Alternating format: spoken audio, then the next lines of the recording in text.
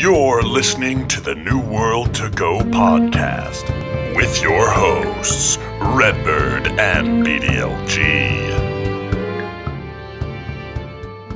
Hello and welcome to another episode of New World to Go. I'm your host, Redbyrd, and with me is BDLG. Bordy, how you doing tonight, buddy? Dude, I'm doing pretty good, man. Hanging out. I just realized that I'm growing a beard and you have one too. And we look, it's like I'm copying your style. I guess I don't know. I've never grown a beard before in my life, like intentionally. And I think for the first time ever, I'm about to grow like a really glorious beard. Yeah, I'll warn you. I usually do in the winter. I'll go to like a 7 or an 8 or a 9 on the guard. And the process of getting there is pretty itchy. But then once you're there and you're maintaining it, then it's fine. But how long is that? Is that pretty long? It's pretty decent, dude. I got to the point where like in the wind, you could see my beard flap. You know what I mean? So like it's no longer like a part of your face. Yeah. It's its own. It's like it's got its own soul. You know what I mean? It's like its own thing. That's what I'm doing, dude. First time ever. We're making that happen. Yeah. Hey, dude. Hey, for the podcast, no shave November. You want to do it? I'm down, dude. But it's starting already in October, so my job might not like it very much, but it's fine. I mean, we may look pretty like grizzly dwarves at the end of the month. I know mine gets pretty bad. So I don't know if mine will or not. It grows fast, but I've never had it grown long, so we'll see. Yeah. All right, let's do it, dude. I'm down. Right. If I get threats to lose my job, then I might have to forfeit. But other than that, we're good. All right, dude. Sounds good, yeah, we're doing it. You guys want to join us too? Tweet us your beard pictures over at Studio Loot, the Studio Loot Twitter. That's our active Twitter for all of our content. So go shout a follow over there at Twitter, and then during November, post your beards, dude. Post your new world. Wait, we got to think of something clever, dude. A hashtag. New beards, world. New beards. Yeah, that's not gonna work. World of new beards. There you go. I don't know. We'll think of something. All right, so we got a good episode for you guys. It's gonna be a little bit of a short one. Obviously, not a lot of news from Amazon Gaming Studios when it comes to New World, but we are going to talk a little bit about we have an official word on the November test, what it's going to be like, and who's going to be invited to that. And then we also are going to talk a little bit about some more data mined information that came up on Reddit this week. There's some interesting stuff in there, so me and Bordy thought it would be worth our time just to kind of glaze through that, and we'll hit higher on a couple of things that we haven't really talked about yet. But first, guys, we have started a Studio Loot YouTube channel with all of our VODs on the podcast and New World to Go. So if you're looking for those, that's where they're at. So don't forget to go over there, type in Studio Loot on YouTube, or look in the show notes, the description. Go over there and make sure you sub to that channel, and that's where our VODs will be. Me and Bordy have talked about some interesting projects to do over there. Maybe we're thinking about like a bring your kid to work day videos. We're just like throwing some ideas around right now, so stay tuned for that. But definitely go sub over there for all the podcasts and future Studio Loot projects as well. Also, if you're listening to this in the podcast form, don't forget to leave that 5-star rating. You know what I mean? It really helps us out. Be noticeable or explorable to other people that are looking for New World podcasts. So we really appreciate that for everybody who has done that. And we will, if you leave one of those, we'll leave or read your review on the podcast. And last reminder, these are kind of like housekeeping things. Don't forget, guys, go over to newworldfans.com, create a company, and we will or potentially feature your company on the podcast. Today, we are featuring the Crimson Legion. So we'll talk more about that later at the end of the show, of course. But first and foremost, let's talk about the November test, Bordy. So there were some comments made on Twitter this week about the November test, what it's going to be about. A lot of people are excited about it. They're thinking we're going to be a preview event again, and we're all going to get in there. We're all going to get to have fun and enjoy New World again as a family. But we got some official word this week from the New World official account. that November will not be a preview event, Bordy. Yeah, I know, man. It kind of sucks, but I think we already knew. Like, we knew that. We had talked about it on a previous episode, and we didn't have the official word. But I mean, we kind of knew like there wasn't going to be a preview this early, right? Like, I mean, I think it was pretty obvious that we were going to have another alpha test, another closed alpha test. So, it's disappointing, I know, but I think it was expected. Yeah, and so what it turns out, and I think we've mentioned this before on the podcast. Me and you both pretty much knew or assumed, I guess. We don't want to get accused of like being insiders in the Amazon hype circle. We definitely don't know any more than you guys do, but it has been now confirmed that it is an alpha test. It is a closed alpha test, just like the ones that had prior to the preview event and all of that testing that happened. And they will go about it in the same exact way that they invited players in last time, which was just a random system of people who have filled out beta testing. So if you've applied for beta testing, you'll be in the pool. If you've pre-ordered, you'll be in the pool. And if you've participated in any past alpha events, you'll be in the pool. So Bordy, me and you initially or had hoped that that would be kind of reduced to the amount of people that actually just pre-ordered the game, that had already spent the money, that can go in for the alpha test. But now we found out that that is not going to be the case. What is your first thoughts on the new news that it will be another traditional, or at least Amazon traditional closed alpha? I don't like it, dude. I never have. I've never been a fan of the way that they've done those alpha tests in the past, and I'm not a fan of it now, dude, to be honest. I don't like it, man. I want to be able to play the game, man. I feel like as someone who's pre-ordered and supported this game since day one, and there are a lot of people out there, not just saying that because we create content over it. I mean, because we have purchased the game early, long time ago. We've stuck through this game thick and thin. We're ready for it to release, and we don't get priority to get in there and play, when I feel like we would be the ones. And when I say we, I mean us as like the entire community, not just you and I or Studio Loot or whatever, Red. I mean like us as an entire New World community that have stuck it out for so long. I feel like the New World community now, the people that are invested in this game now, would be the ones to give the feedback to make this game great in the future, and not the people that are going to get in who have never played the game before, not played the preview, whatever, and they just happen to get a random key and they jump in there and play. They're just jumping in there to test the game out to see if they want to play it or not, man, and then they're going to leave, dude. They don't care to give feedback, man. They don't care to give I do. I'll give constructive feedback, but unfortunately, dude, that's not what's going to happen. We're back to the random drop in a bucket draw. And I don't like it, dude. I don't like it at all. Yeah, I mean, I understand why they're doing it, and it kind of goes down to the point where, like, they're not looking for people to create content over this. It is, like, completely under an NDA, so they're just pulling in random people. But I agree with you on the effort in which to make the testing more efficient. And that is to get people in there who care about the game, that want to try out the game, that don't just want to like log in and log out or whatever. People dedicated to help building the game. And I think generally that is people that have already pre-ordered the game, or, at least, shown some interest. Like the preview event, Bordy, brought a lot of attention to the game. And I think a lot of people at that point probably pre-ordered. So you think the pre-order pool is pretty massive right now.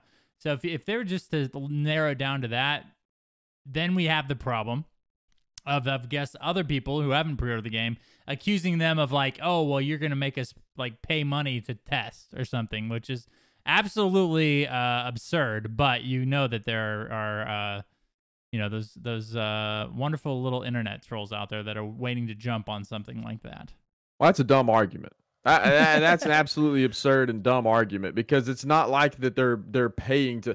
No, they're not paying. Like, why would you do that though, man? It's a closed alpha test. Like that mindset is just ridiculous. So I don't know why people would do that. But you're right. There would be people out there that say that, which is ridiculous. But I don't know, man. I honestly feel like, after my rant just now, I understand kind of why they're doing it. And you're right. Like, no content, like it's not for content. Content is not even in the discussion right now, because it's obviously a closed alpha test. So I just mean to make the future of the game better, and how you get the best bang for your buck for your testers. In my opinion, it seems like you would want the people that are invested in the game to be the ones that are giving you those opinions, versus just some random Joe Blow who signed up for the alpha 2 years ago, and they happen to get a key in their email, and then they get in there and test. Well, that's one slot that you could have given to somebody else that's going to really give you feedback when that person is way less likely to give you good feedback, in my opinion. But that's just my 2 cents, man. Yeah, and I believe that's true.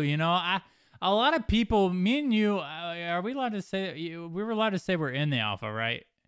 Yeah. The last alpha, we were both in. We got in late. We weren't like one of the first people in or anything like that. We did wait quite a while to get invited. And I will say that generally a lot of people came in, tried it out for maybe the first 5 or 6 hours, and then left. Like they did, you know what I mean? They didn't provide any feedback. They didn't spend any extra time in the game. And you would think they'd want to eliminate that as much as possible, obviously, when they're trying to collect data and get a decent amount of feedback. I think they got a lot of feedback from the preview event. And the problem with that is, I think, is that was only like a 10-day period. So you need people in there longer than 10 days, right, Bordy? To get in there, dig around, and give constructive feedback that's going to help better the game versus, where's my PvP? I want full loop PvP, and then leave type of thing.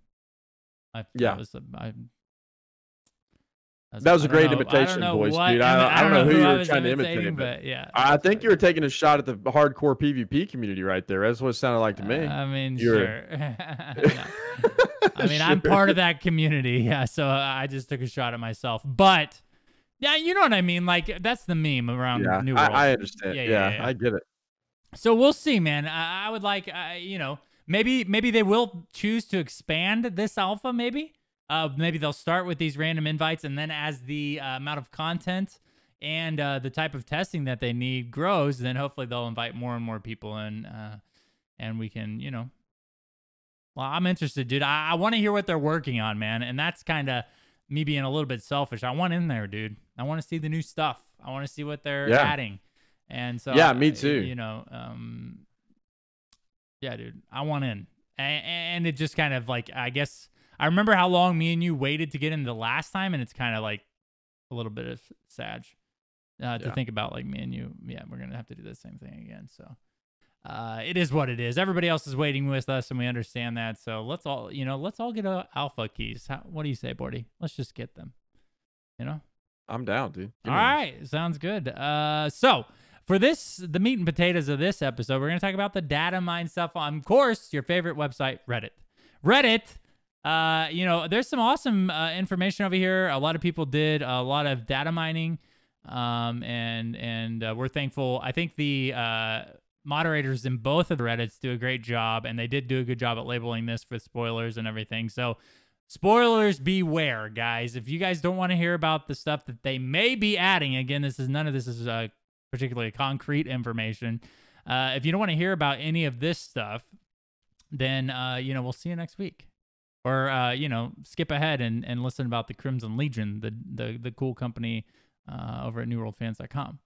But currently, we're going to be talking about some spoilers, so beware. And we'll give you a little bit of time to switch over to the Joe Rogan podcast or whatever else is on your iTunes. Right, Bordy? I guess so, dude. Okay, dude. So they've had enough time. Let's get into it. So... first and foremost, Bordy, and this is a common topic that me and you have spoken about recently and a couple times past on the podcast, and that is mount, Bordy. So we see a lot of in this data mine information, a lot of mount talk, like mounted this or vehicle that. So Bordy, we don't want to spend too much time on this particular topic, but it does appear like at some point, mounts are going to be a thing in New World. They will, man. I mean, I think we've talked about mounts ad nauseum at this point, dude. So it's like mounts are. I think they'll be in the game. I think they'll have a cash shop that has mount skins in the game, and whether that'll be on release or not, who knows? But that's we have talked about that so much, and it's been such a hot topic in the community. But I think we'll get them at some point. Yeah, for sure. Let's not spend too much time on there.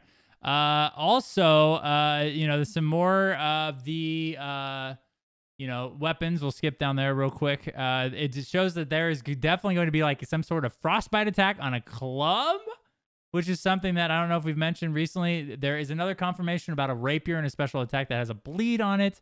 And then we have, of course, some more information on the great axe, which there was already like a model in the game at that. So we know that and the spear also was mentioned in this particular one. So, Bordy, we know that there's going to be more weapons. They've mentioned it. Let's not spend too much time. But the more interesting thing that we can kind of divulge a little bit on is frost damage and bleed damage. So, do you like, you like these status effects that typically play into MMO combat and character building? So let's expand upon that just a little bit more. And I think that what this is really referring to is like it says Club Special Attack 3 has frostbite damage, and then Rapier Special Attack 3 has bleed damage. So there's a difference between like your perks and your bonuses you get on weapons versus what they're just calling like an actual special attack to that weapon. So it's like an inherent ability you get whenever you equip a club or an axe or a rapier or etc. It's not something that you have to add additional to that weapon. It's just an effect you get whenever you equip that weapon. So does that fit in New World? I think is the question that I have. Like, I think that these types of things are awesome. Like, give me an axe that I can have life steal, or give me an axe where I do have bleed. Like this one says the rapier gives bleed damage, which is fine too, because it's like a pokey weapon, so I can see how that would be puncturing people, making them bleed. And then that's like a dot effect. I don't know. I don't know how that would fit into the combat of New World. I think that it would be interesting to have, and I think that it would add another element. And I'd be down to try it. And see if it works in this game. The New World's combat is much different than any other MMO combat, though. So I'm not sure how they would balance that and how they would make that work. But I think it would be fine to have like this says the club is a frostbite damage. I don't know why the club would be frostbite and not like a stun or a concuss effect or something. But I don't know. I don't know how that would work either. Maybe it's like every third attack. Because in the game, your third attack, I think you have like basically a combo. It's like, every weapon you can attack so many times or whatever. You can kind of combo in the game in a sense. So maybe if you landed your full rotation of auto attacks, you then get that status effect. And if somebody dodges out of the way, you have to start over before you get it or something. I don't know. Or maybe there's just a percentage, like you have 10% chance to bleed an enemy when you're using an axe or something. I don't know, man. It would be really interesting to see how they incorporated that into combat in New World, though, because it's so much different than anything else. Yeah, and we don't have a frost or a ice based weapon, so maybe the club is that. Maybe we're not getting an ice staff. We're getting a club that is based around ice damage, or one of the trees in the club. Maybe one's like a stun subsection, and the other one is a ice subsection. I could see that happening too. But I always like to see more information on the weapons that they're possibly going to add. Because I want more weapons, and I think we're gonna get that. So I'm stoked about it, dude. Yeah, I want to hear or this more could about be the official. Yeah, this could add variations to the weapons too, though. Like you could get a club that has frostbite, and then you could get a club drop that has like concussed, inherent ability or whatever. So every single weapon in the game has some sort of damage modifier, but they could differ based on which one you get. There could be that could really diversify your build, your character builds, and that could really diversify the weapon choices. So I think that that might be a good thing. Yeah, for sure. I think any diversity when it comes to like these games that don't have classes, that just the more the merrier, because you're no longer tied to like an identity as like I'm a ranger or I'm a warrior. You technically build out your own class at that point. So the more choices that players have to make and the different options that are available kind of expand upon that class of system. So the more the merrier, in my opinion. Now they go into microtransactions, Bordy. And again, we talked about the cash shop and everything like that on the last episode. We're not going to go too much into that this episode. But it does seem like that, this bit of information shows that there will be purchasable skins. And I think we're both, if we have to have a cash shop, then we're both fine with like appearance type things like skins.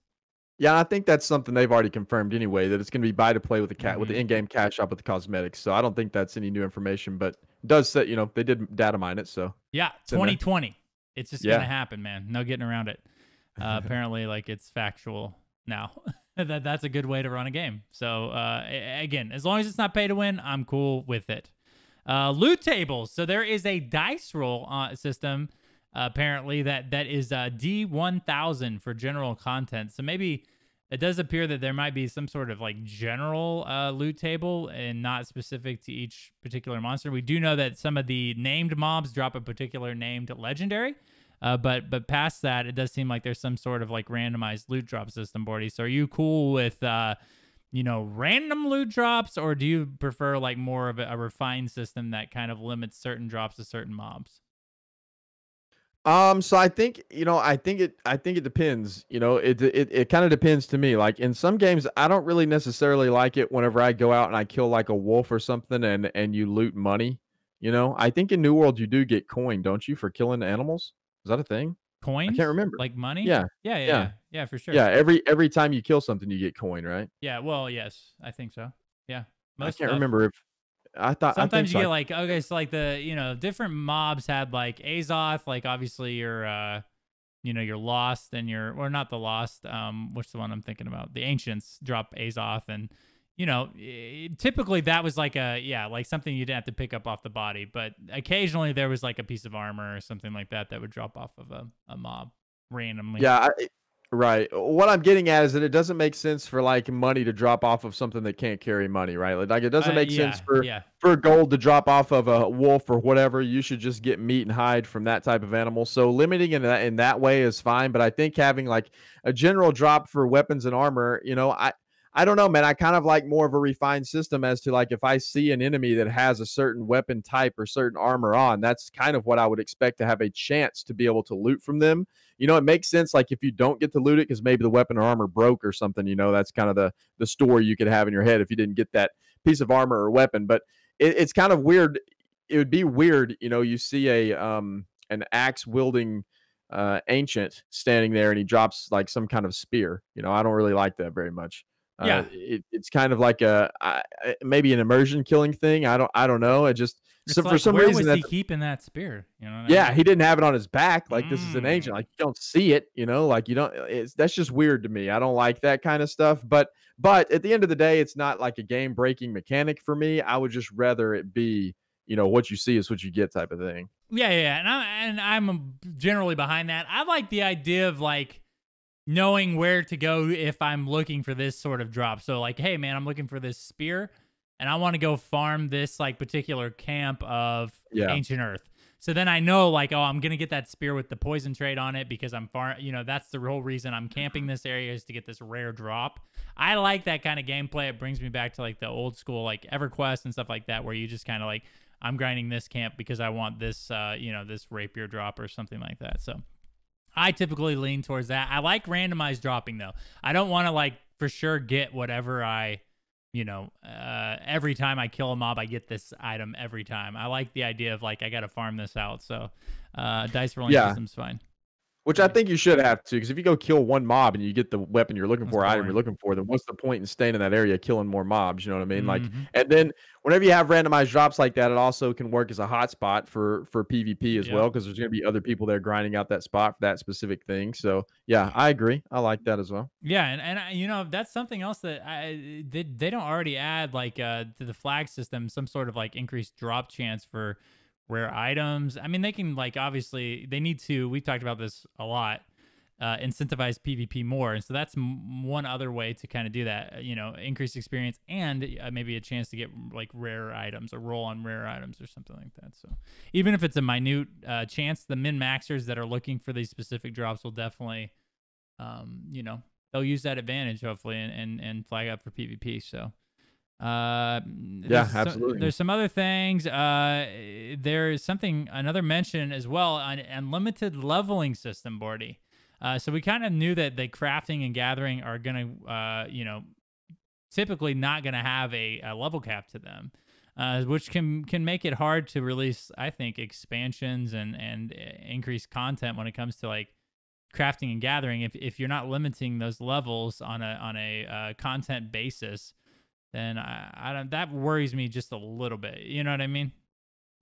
Yeah, but if you look at this table and this table that was linked here, and you look at the max level, it shows the max level is 500 for weaponsmithing, armor smithing, jewel crafting. But 500 is pretty high. So but that may not be true. That's just coming from the data mine content. So that may be an unlimited level, and for whatever reason, it's just set as 500 here. But yeah, I don't know, man. I don't know about I have mixed feelings about the unlimited progression in that sense, man. I like to max something out and then move on to something else, and then maybe later on down the road they increase the cap so that it gives you something else to grind up to, so that you can craft a specific weapon within that range. I don't know how I feel about the unlimited progression because I like to hit those milestones, you know. I like to hit, especially if I have one character that I'm grinding up and I can't have any more on that server. I would like to be able to max out everything. But then again, is that good gameplay if everybody can Right. max out everything? Because then you won't need to trade for anything.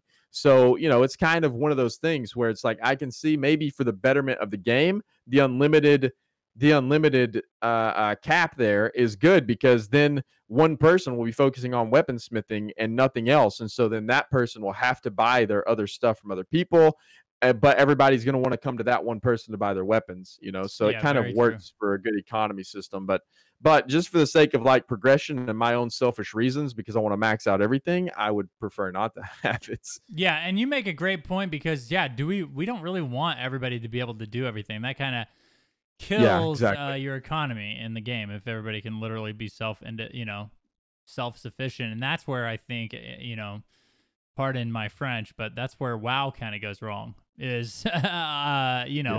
you can typically play WoW in a single player fashion, and that kind of there's a lot of good discussion around like MMOs and should that be possible and all of that stuff. So yeah, it's a great point because they do I think want to stay away from things like that make players to where they don't need anybody else other than themselves. So one of the other things mentioned in this particular article was Twitch integration and how your Twitch name would be displayed in your social window inside of the game, Bordy. So now we already know that there's 100,000 TTV accounts all over video games across the world. So this will at least eliminate the need to put TTV in your actual Amazon game character or your character. So what do you think about this, Bordy?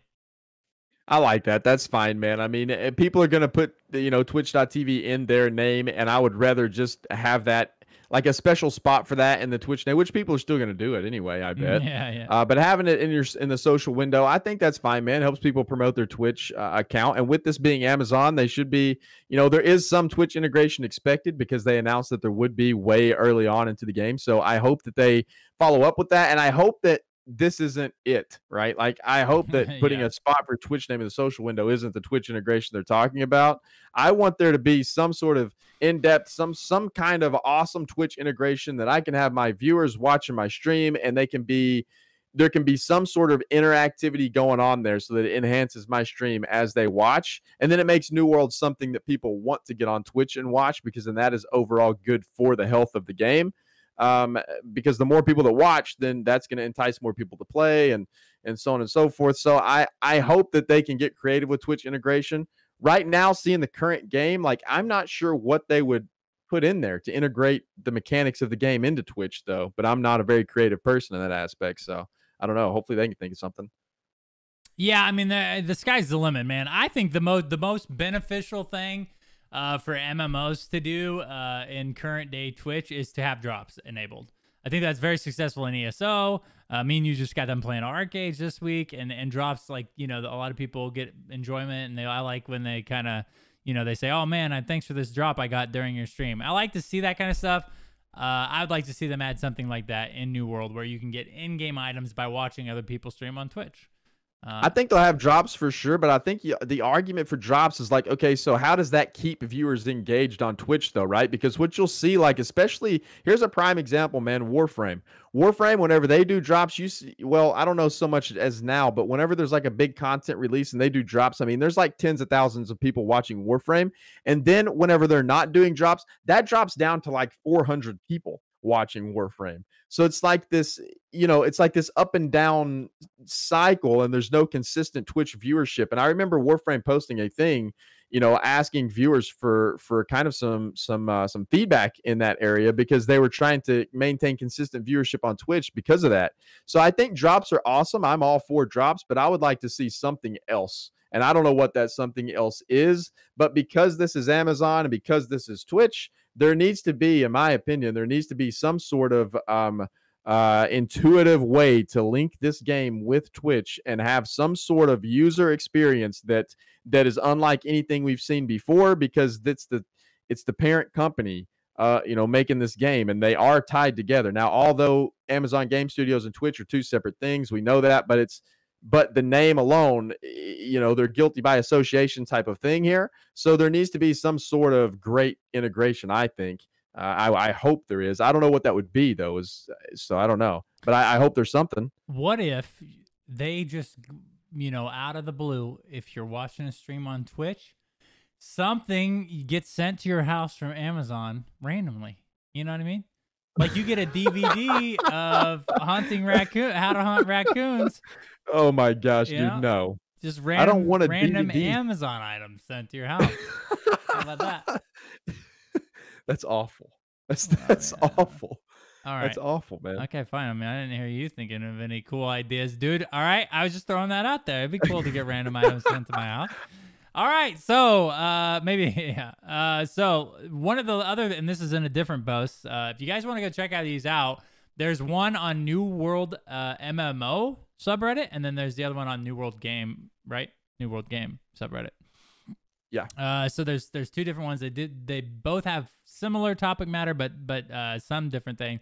In the different posts, there's Viking armor, dude. We had a little bit of an episode about the time setting of New World and the setting of Eternum and the typical kind of blurry like alternative history type of setting, and Vikings were mentioned in in one of our episodes. And here we go, another mention about Viking armor and a hatchet that's themed in Viking, dude. I want more of this type of stuff, Bordy. Bring in all the historical types of armor that you can. It's cool to see yet another hint at this type of content. Yeah, I'm there for that, dude. I enjoy that a lot. And last but not least, this is the last thing that we're going to kind of mention tonight, is the list of titles for standings in a territory. Now, right now, or as we played in the preview event, you could level up in a territory, and as you leveled up, you got different perks like XP within the zone, or crafting cost, or like taxes, or the ability to own a home if you leveled up, or the ability to own 2 homes. But there was never like titles like within the territory standing. So in this particular article, they have listed out, a lot, 28 different territory standing titles, from stranger all the way to mythic. So Bordy, what do you think about like these titles that you can earn within a territory, and does that incentivize you to live in the same place no matter what kind of Napoleon is running your territory? What do you mean? I don't think it has any. Does it have a bearing on where you would live? No, I'm saying like if you participate in this particular territory, you will get up, like level up your standing. Obviously, we've done that. That's been in the game in the preview event. And then you'll get these titles. So you'll be like mythic BDLG. If you're within the Everfall thing. Does that incentivize you to spend more time leveling up your standing in a territory? Like to have an actual title versus a number? No, not really. I think that it wouldn't incentivize me to live there just because I'm a mythic in that area. Just because I spent a lot of time there farming, it wouldn't incentivize me to live there. I think that I would make the choice to live somewhere before I farmed up my title, right?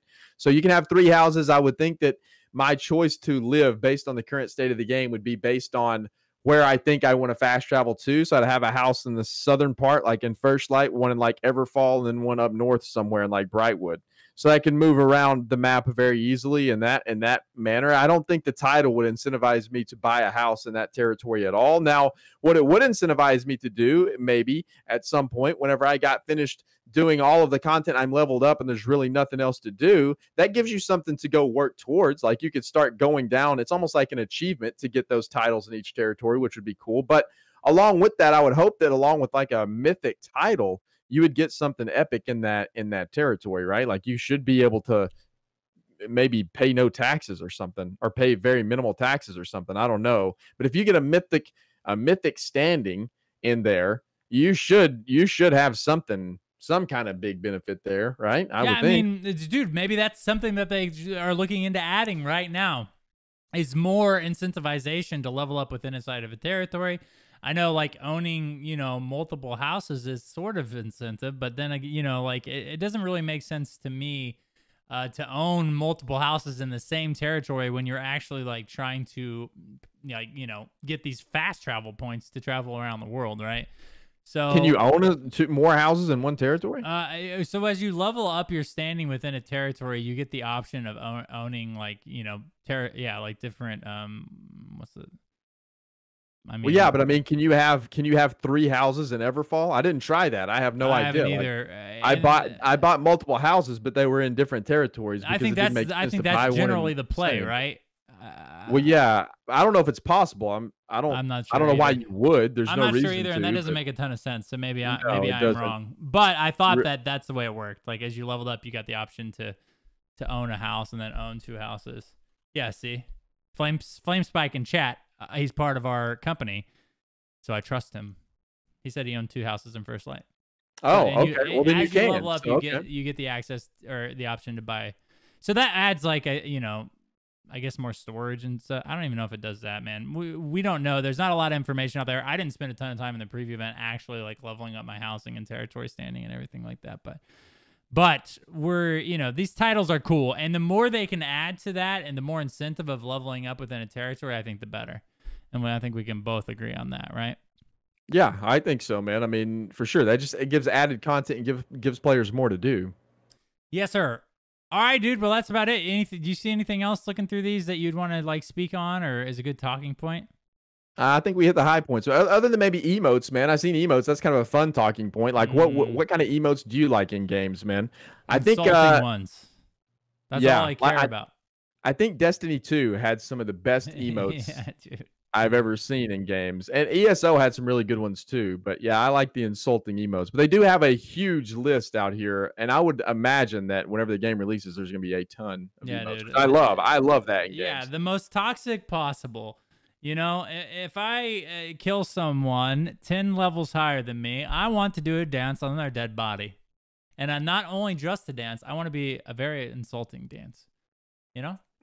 So yeah, man. Bring on the emotes, especially like, I love that kind of like, to me, like that's the core or that's like, the core of like MMO communication between players. You know what I mean? Like BMing and all of that stuff starts with good emote use. If you're good at BMing, I mean, you can use your emotes well.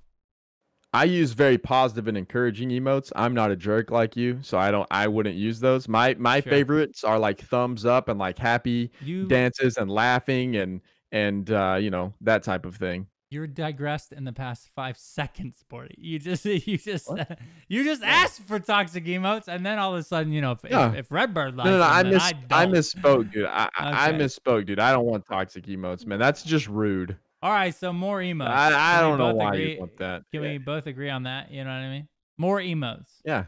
Positive, negative. Yeah, the more the better. We'll take them all. Yeah. All right, guys. Well, that about does it for another episode of New World to Go. But before we wrap it up, let's hand it over to you, Bordy, to talk about the Crimson Legion, our company of the week. Yeah, man. So, yeah, the Crimson Legion, they're a North American company. Their faction is going to be the Marauders, English-speaking company. Their focus is PvX, so they're going to be doing both PvP and PvE. Size of the company, they're going to try to keep it a little small, 11 to 25. They are recruiting currently, so the Crimson Legion is perfect for everyone looking for a good time. They offer a safe and fun environment for every player in Eternum. They have officer positions open right now, so if you want to go into a company and climb the ranks up to officer, you do have that option within Crimson Legion, and they say there's no application process. You just need to join up their Discord, read the rules in the Discord, and then you'll be able to join the company in game. And I will make sure I link that in the show notes, and then of course in the VOD over there on YouTube as well. Yes, sir. And we thank you guys. Thank you for signing your company up with New World fans and being a part of the community and being a leader in the community. We just, it's great to spend time spotlighting these people who are dedicated to the game. And running a company is no small task. So it's good to, hype these guys up, spending the time necessary to, ensure other people have fun in the game too. All right, Bordy. Well, there we go. There you have it. Why don't you tell people where they can find you on the interweb? Absolutely, man. You can find me on Twitter at the BDLG. YouTube is at the BDLG, and then you can find me streaming on Twitch. It's just twitch.tv/BDLG. No the in front of that one. And then, of course, creating content for StudioLoot.com, and then lots of articles and guides over at NewWorldFans.com.